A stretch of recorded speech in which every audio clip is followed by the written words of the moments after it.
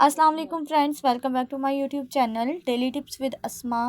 आज के इस वीडियो में हम आपको बताएंगे ज़ोहरा नाम का मतलब क्या है।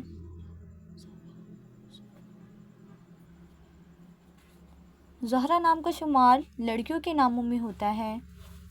ज़ोहरा एक इस्लामी नाम है। ज़ोहरा नाम की इब्तदाई तारीख अरबी ज़ुबान से निकलती है।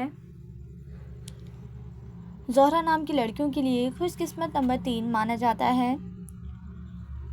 माहिरीन के मुताबिक ज़ोहरा नाम की लड़कियां बहुत मासूम होती हैं। ज़ोहरा नाम का मतलब है साथी या दोस्त। ज़ोहरा नाम की लड़कियों के लिए खुशकिस्मत दिनों में बुध जुम्मे का दिन शामिल है। ज़ोहरा नाम के अफराद के लिए मुवाफिक रंगों में सब्ज पीला शामिल है। ज़ोहरा नाम के अफराद के लिए मुवाफिक पत्थरों में फ़िरोज़ी पत्थर शामिल है। खुशकिस्मती वाली धातों में हिंसों के हिसाब से कांसी शामिल है। फ्रेंड्स, अगर आप अपने नाम का मतलब जानना चाहते हैं तो कमेंट बॉक्स में अपना नाम लिखें। इंशाल्लाह हम आपके नाम की वीडियो ज़रूर बनाएंगे।